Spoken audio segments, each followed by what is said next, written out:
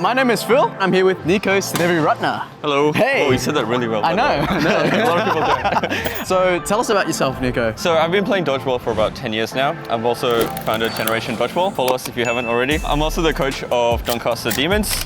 I've represented Australia a couple of times. And today we're talking about warming up and how important it is to warm up and why it's important to warm up. So why is it important to warm up? For any athlete in any sport, warming up is essential to optimize your gameplay, your performance, and also to reduce the risk of injury. I feel like in Dodgeball, for the many years I've played, when I finally started to warm up, I noticed that I've improved my gameplay, reduced my risk of injury, and also performed better. How long would a typical warm up go for? So one thing to know is that warm-ups are nuanced. It's specific to every individual. Some people take longer to warm up, some people don't take as much to warm up. But ideally, I would advise warming up between 20 and 30 minutes, especially for Dodgeball, because it is an intense sport, as you've all seen already, especially for the shoulders and the smaller muscles. The mistakes that people do when they are warming up for Dodgeball? Something I've seen commonly is people come 15 minutes before their game, 10 minutes before their game, get their bands out and start warming up their shoulder. But something you need to understand is that in Dodgeball, throwing doesn't only come from your shoulder, but your entire body. So if you want to fully utilize your entire body, you need to incorporate that in your warm-up. Go through the full throwing motion and gradually progress. I guess if you're only doing the shoulder bands workout, this is the only part that's warm, whereas Dodgeball, you want the whole full body, right? And then we're also dodging, so we're always moving laterally, jumping up and down. So some things that you cannot incorporate into the warm-up are movements like that. Yes. Just to prepare your mind and body before you step on court. Yes. And so today, what we're gonna do is we're gonna ask Niko how to do a warm-up structured from A to Z, and we'll also do like a beginner version and a variation where intermediate/advanced version with extra equipment and accessories as well. Well, you need it. You son of a... I'd like to break the warm-up down into 4 main sections. The first is increasing your temperature, like your core temperature. You can think of it as breaking a light sweat, just to get the blood flow and your body moving optimally. Like a light jog, absolutely. Jump rope. The second part is doing some dynamic stretches, improving your mobility, especially your overhead extension, because when you're throwing, you want to have good flexibility, like your T-spine, and make sure your chest is not too tight. The third part is going through the throwing motion itself, and specific dodgeball movements. So some movements specific to dodgeball, so that you're doing it before you jump on court, and your body is aware of it, rather than just jumping on court and then being surprised. What I'd like to do is also do a little bit of testing before I start my warm-up, just to figure out where my body's at during the day. Sometimes, you might be working 6 hours during the day and you're like hunched over, and then you get to your game and your overhead extension is like around here. You want it to be in a good position so that you're mechanically in an ideal position to throw the ball. One of my favorite ways to test this is wall angels. Done correctly, it really brings awareness to which areas of the body are tight, especially if you're tight in the chest or like your mid-back and even your lats. It can affect your overhead extension. To do the wall angels, you can do this either standing or even seated. I prefer to do it seated because it's a bit more accurate. You can't cheat when you sit down. Make sure your lower back is flat against the wall. Not arched like this, it's like straight. Correct. It's just flat against the wall. Tuck your chin in and bring your neck flat against the wall. Bring your arms over like that. You might already notice that this is a tight position to be in. If you're feeling tight, then it's a good indication that you probably need to work a bit more on your overhead extension. Your wrists flat against the wall as well. Now you want to try and go up and try and get your hands to meet each other at the top. Breathe, make sure you, You don't have to force it, just figure out where you're at. It's tight, isn't it? It is. Yes, do it like a tiger. Always breathe through the movements. Don't hold your breath, just breathe through the movements. And if you're tight in a position, just hold it there for a bit, deep breaths, and then you might be able to go a bit further out. But again, remember, this is just a test. Now you're just telling yourself, this is where I'm at today. Let's go through the warm-ups and figure out where you're at after the warm-up. Okay. So after you tested your mobility, I like to go into a limber up routine. Limber up is just basically lubricating your joints, making sure that there's blood flowing through them, and also bringing awareness to where your joints are at. Sometimes you might find that when you're going through the motions that you might be tight in your ankles, or you might be tight in your knees, and this is just, again, bringing awareness to your body. What I'd like to do is go from the bottom up, big circles on your ankles. I usually do around 10 clockwise, 10 the other way, and then after that the other leg, and then work on my knees. Big circles with your knees. For this one, make sure you keep your feet together, and then the other way, inside to outside, other way. So you can do about 5 to 10 one way and the other way. Again, it depends on where you're at. Sometimes you might not even need to do that, especially if you're feeling limber already. After that, I like to do a bit of these, like a few like up and downs. Big circles with my hips. Same thing the other way. Just really get all those kinks out, basically. Yeah. Pretty much. Get the full range of motion in. Yep. Some twists. I always advise people to start gently with these motions. Yeah. Especially if you're a bit older. Because this is a dynamic stretch, not a static stretch. So it's got that extra momentum. So you want to just sort of slowly ease into it because you can really rip it and then your body's not ready for it yet. Yeah, exactly. And then what I like to do is I like to keep my feet together, stand tall, brace your core, and then just go this way, side to side as well. So it's not just twisting, but also bending side to side. After you've done the twists and the bends, you can do circles with your neck. I really like to relax my neck by doing this. Maybe about 10 times and then the other way as well. Yeah. Tilt your head side to side and also look side to side. And lastly, something that I've noticed that people forget often is your wrist. Yes. So to warm up your wrists, I like to always keep my elbows straight for this one and just do big circles, 10 each way, and then go side to side, up and down. These are for the people that really like to flick the ball. Yes. And lastly, I like to squeeze and relax and really extend your fingers as much as you can. Really stretch out your fingers. As a fun thing for my team, I always try and count and go as fast as you can. Between 10 and 20 reps, you'll find that your wrist starts to really warm up. Really forearms warm up. especially. Yeah. Cool, limber it up.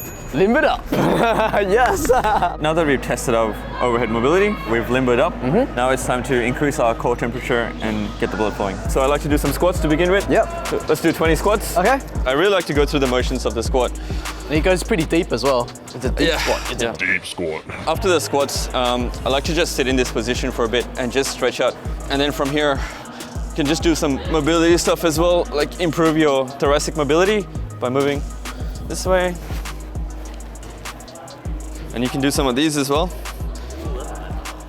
You want to keep your chest nice and tall for this one. If you're sort of like this and you can't really get your arm up above your shoulders or above your head, there are other exercises that you can do to really work on that. You'll notice a lot of times in dodgeball we spend time like sitting behind a block, Yes. trying to block, or like just waiting, making yourself small so that you're harder to hit. So I like to really spend a lot of time in this position just to get my body used to it, and also working on my overhead mobility while I'm here just to save time as well. So I don't know if you feel, but your heart rate might be a little bit. A little bit. Yeah. A little bit up. Yeah. So from here, have your hand on the floor, and you're just gonna stretch up and up and down. If you can't get your hands on the floor, that's fine. Just go to where you can without lifting your hands off the floor. So some people, it might be here, that's fine. After you've done the squats, I'd like to work on my glute stabilizers. Ideally, if you have a micro band, this helps by doing crab walks. So what I'd like to do is just put them on my feet like this and just do a couple of crab walks like that. Making sure I'm really doing controlled movements and not rushing it. Yes. But if you don't have a band, what you can do is the side plank. So you go on the side like this. You can either have your foot like this or like that. I personally like to have it like that. And then you can just do this. This is a lot harder than the band crab walks, but this is still good for your glute medius and also your core muscles. Yes. Glute medius is very important in dodgeball because when you land, your glutes stabilize your hips, and especially when you push off as well, your glutes are stabilizing your legs. So I definitely like to warm up my glute medius. Now to warm up the glute max. So you can do some glute bridges, 10 and 20 reps. As you go to the top, you can pause slightly and feel the contraction in your glutes. If this is not challenging, you can even do the single leg variation where you just have your leg up and just go with one leg and then alternate sides. Just make sure your core is always braced as well. In dodgeball, as you know, a lot of side-to-side movements. So what I like to do is just get a bit of space and just go side to side, just like that. The goal here is to do these movements in a controlled space before you step on court, so that your body is already prepared to do this. Good side steps, Phil. Thank you. After that, you can do the same thing but forwards and backwards. So just like quick running up forwards and backwards, forwards up, and backwards, forwards, backwards. You don't need a lot of space for this as well. But as you can tell from my breathing, my heart rate's already increasing. Yeah. And lastly, I like to do some grapevines. Grapevines is an interesting one because some people get the foot placement a bit wrong. Exactly. With the grapevines, what you're doing is you're alternating your feet backwards and forwards. So once forwards, and then once backwards. And then the same thing the other way. Backwards, forwards. Backwards, yeah. And then to go a bit faster, it looks like this. A common mistake I see with this is just moving the legs without really twisting your hips. So it's like, this is the right way to do it, where you just twist your hips as well. Yes. I really like this exercise because it also helps you transition into your throw. Yes. Like when you step up and then you push off your back leg.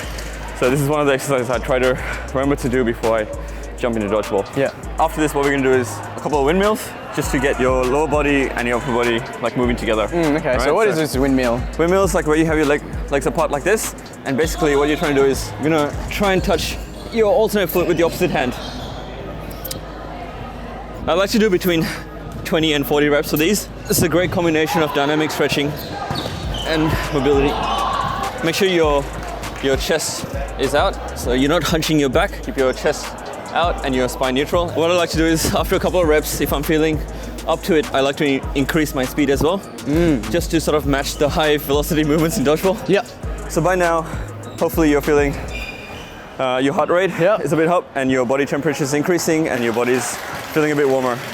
So now let's get into some mobility stuff while your body's warm. Yep. First thing we're gonna do is called the worst grade stretch. I really love this exercise because, as you can see, it's quite applicable for dodgeball. Yes. The first thing you do is you take a big step forward and then you put your opposite hand on the floor, and then with the hand that's on the same side of your leg, you're gonna try and reach the floor with your elbow, and then you're gonna twist up. With these movements, you don't wanna hold it for too long because just going through the motions. And I like to do between 10 to 15 reps on each side. You can do it with your knee bent if this is too hard for you. Right, so from here. And you want to constantly have your knee pushing out as well as you go to the twist. Personally, I recommend you working up towards the point where you can have your knee up straight, just because it gives a deeper stretch in your hip flexors as well. If you want to make it a bit more flowy and tick a few more boxes, what you can do is, while you're doing that, so you can reach the floor, reach up, reach back down, and Bring it back. stretch your hamstring. Stretch the hammies. And then, if you've got tape under your left shoe, I don't know if you noticed that. I did not notice that, but thank you. I got you. Thank you. Next up, we have the open books. I really like this exercise because it helps with your thoracic extension, which again helps contribute to your overhead extension. To do this exercise, we're going to do it on the floor. Lie down on your back, and then bring your opposite leg onto the foam roller. And what I'm going to do is grab this with your opposite hand, and then you're just going to, from here, open the book and twist. Now the key points for this is to try and get your shoulder on the floor. What you don't want to do is to like pull your arm into the floor and stretch this part of the shoulder. You're stretching from your upper back here, not your arm.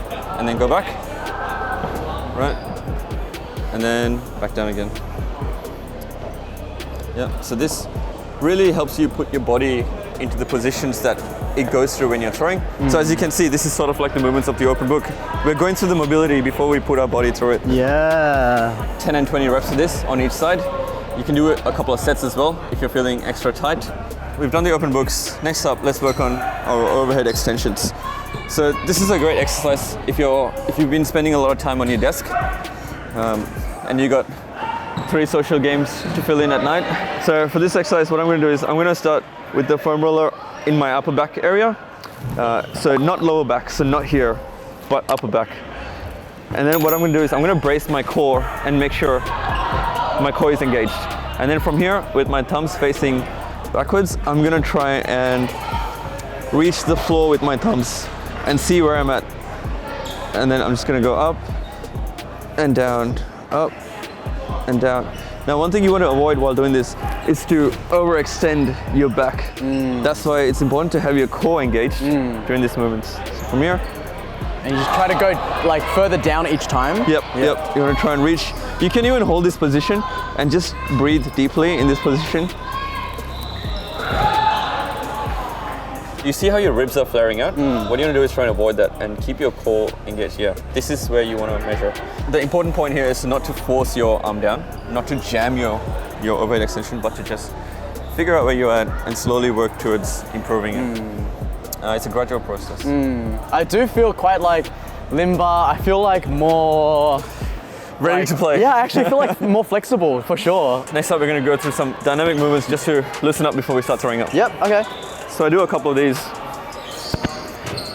When you get to the top, really fling your elbow down. Okay. Because it stretches out your triceps. Okay. 10 each side. And these are quite easy, so you can do a couple more if you want to. After that, I like to do bear hugs.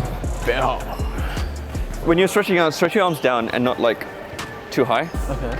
Just from here. And then I like to do the X's.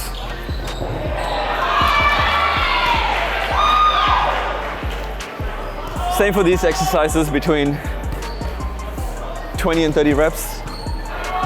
Cool. Awesome. Now that we've increased our core temperature, worked on our mobility, let's get into some band work just to prime the muscles before really getting into the throwing stuff.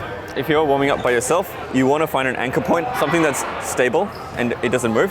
But because I have Phil here, I'm going to get you to hold the middle of this band. Yep. Here, the first exercise I like to do is to just work on my middle back muscles.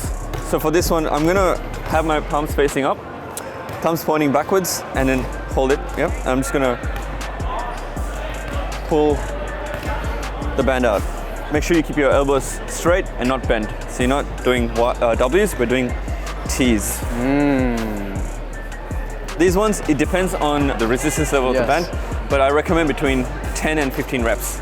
Again, just to emphasize that this is not a workout, this is a warm-up. Yes. Okay, so you don't want to overdo this. And I assume I'm focusing on retracting the scap. Correct. Yeah. Correct. When you're warming up, you don't want a really heavy band. Yeah. You want between a light to medium band. This one's a bit heavy, but as you can see, feels very strong. That's why he can pull this back. The next one, for this one, I'm gonna take a big lunge step, right? Similar to how I'm gonna throw, with my hips facing my target. And I'm also gonna go on my toes, right? So my feet are not like that, but they're up like this. And then what I'm gonna do is, I'm gonna extend and pull with my arm. So you can do 10 to 15 reps, but what I also like to do is work through the different angles, because everyone has different types of throwing. Some people have underarm throws, side arms, overhead throws, and this is just to work out all those different angles. Yes. So we're sort of going through the similar motion of after you've thrown and your arm is decelerating. Just working your muscles through those ranges. Next one, we're gonna do the single arm face pull. And I like to really start from the bottom and just externally rotate as well as I come to the top. This one's really working the rotator cuffs.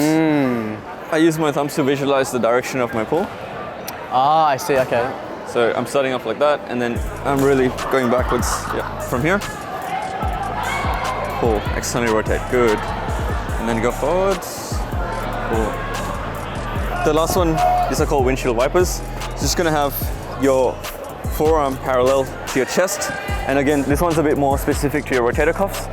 So you're gonna support your elbow with your opposite arm, and you're just gonna externally rotate. I just like to support it because then I can just focusing on externally rotating and not having to have my arm up. Yes. Just from here, up and down. Again, between 10 and 15 reps. Does it matter if I hold it like this or like this? I like to hold it sort of in a scrunched up ball so that the band is like coming out from the bottom. Just so that I like the angle. Excellent, beautiful. So when you're externally rotating, if you have to like sort of move your body to pull the band, it's probably a good indication that the band's too heavy. Yes. So just try and maintain a neutral posture while you do this and just really focus on the external rotators at the back.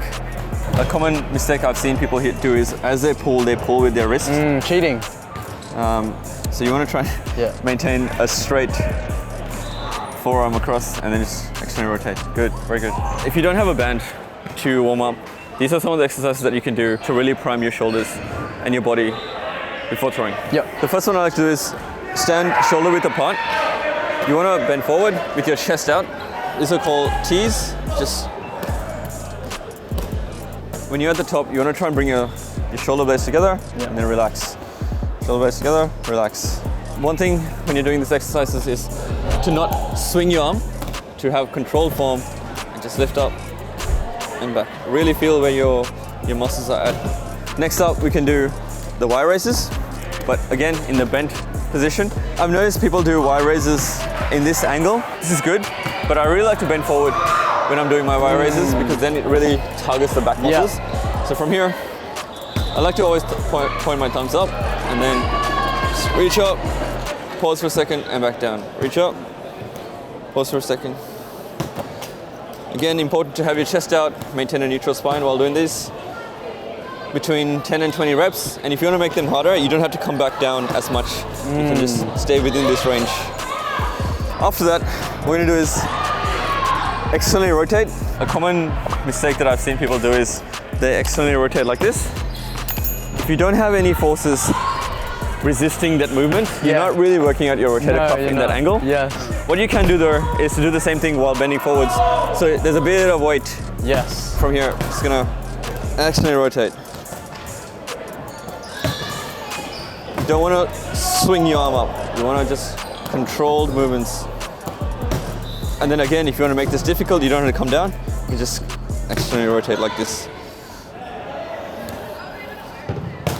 That's pretty much covering the non-banded exercises for warming up. Love it, love it.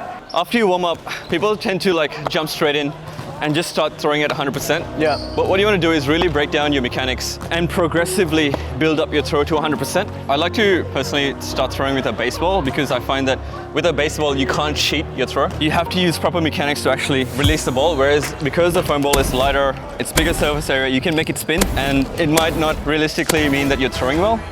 Just means that you found a way to throw the ball. Whereas in baseball, you have to actually like use your legs, your hips and everything to really swing the ball far. Yeah, interesting. Yeah, I always like to throw with the baseball first. Yep. And not everyone does baseball. Some people are actually scared of a baseball. In that situation, I have an alternative. So we have these balls here. Yeah. This one is from Kmart. It's quite squishy, as you can see. You can bounce it. I like it because it's smaller. Again, you can't cheat. So I never go 100% from the start. Yes. So first I'd like to start with my shoulder. After I do my dominant arm, I like to always warm up my offhand as well. Yeah, the other arm. Because I find it helps with coordination in general. Damn. Okay. Oh God. So after a couple of that, what I'll do is I'll step a bit away from the wall and now use my shoulder and my body. So it's like.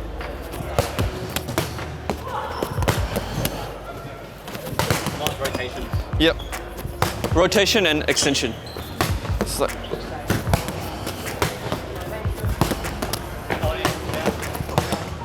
And after that, I'll step away again. Similar to how I was warming up with the baseball, I'd use leg drive to step forward and throw.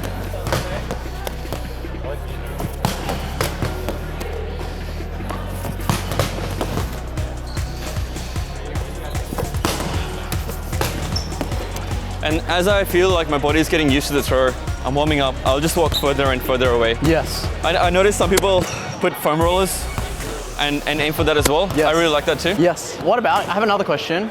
If your throw, if you have multiple different types of throws in your arsenal, let's say it's not overarm and it's sidearms and underarms, then do you just sort of do the same thing? Very good question, yes. So after I build to 100%, one of the things I like to do is shadow dodgeball. Shadow dodgeball. Shadow dodgeball is a concept that I've introduced to the Australian team. Basically, it's like shadow boxing, where you just like, you fight against an opponent, but instead you're sort of throwing against an opponent. Yes. And this really helps you go through the movements of dodgeball.